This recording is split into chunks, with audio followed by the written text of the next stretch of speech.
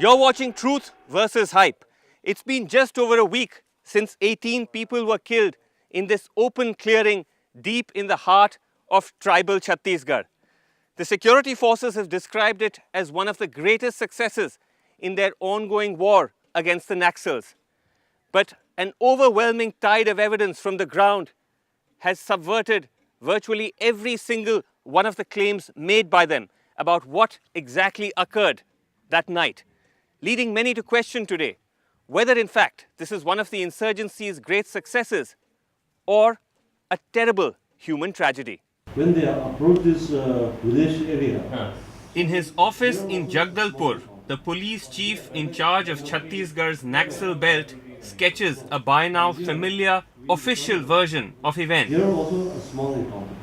How at around 9 p.m. on Thursday night, 3 sets of troops set off from 3 different locations.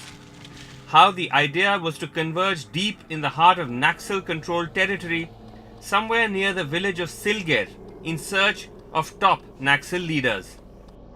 Well, as you may recall, about 2 years ago, in the jungles of Tarmitla, we lost almost a company of our men. More than 70 men. More than 70 men.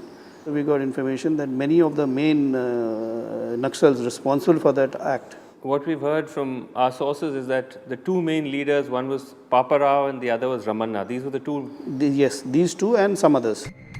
Instead, how, when one of the patrols crossed the village of Sarkeguda around midnight, they drew fire. The CRPF was fired upon in the night, at around 11 in the night, and it was very dark.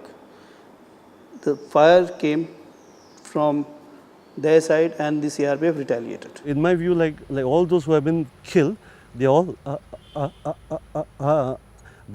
Naxalites. All of them. Yeah. The claims that all killed were Naxals didn't match the blood-soaked images, leading to a vigorous questioning of every one of the government's claims. In the first few days after the incident, wounded survivors like Irpa Chinakka from Kotagoda, who was shot in the back and taken to Jagdalpur hospital, confirmed this much, that Maoists had called a meeting to discuss village matters.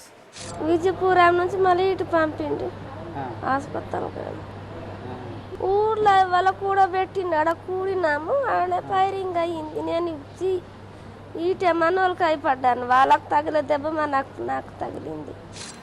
And Chotu Hapka from Sarkeguda, shot in the leg, admitted to the same hospital. ఆన్నే ఊరు కాడ మిట్టిన అనుకో చెప్తే మేము పోయినా రాకుంటే మా కొడతామని పోయినా వాళ్ళు ఊరుకున్నారు మాకు ఫైరింగ్ చేసి. But 72 hours later, when we reached the village, even that basic assumption was being torn to shreds. नक्सली में से कोई नहीं था। किस बात के लिए मीटिंग थी? गांव के त्योहार के बारे में सर। गांव के त्योहार के बारे में। गांव के त्योहार है सर, त्योहार के बारे में। त्योहार के बारे में? वहाँ नक्सल लोग थे वहाँ पे? सर। कोई नक्सल लोग नहीं थे। The Maoists had issued a statement denying their presence, and it's as if the whole village had fallen in line. नक्सलियों से लेना देना नहीं, कुछ नहीं. It's not hard to imagine why the village is now united in denying Naxal presence.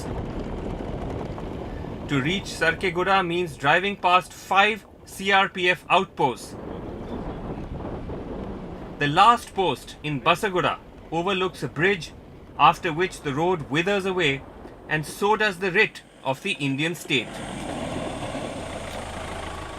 What we've come to realize that this area is in the Naxal lexicon so-called liberated area. Just a day after the encounter, Naxals were sighted openly in the villages.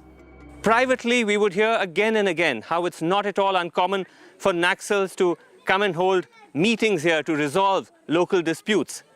But publicly, the fear and silence surrounding Naxal influence, entirely understandable in villages like Kotagoda, deep in the Naxal heartland, has made it even harder to establish exactly what happened that evening.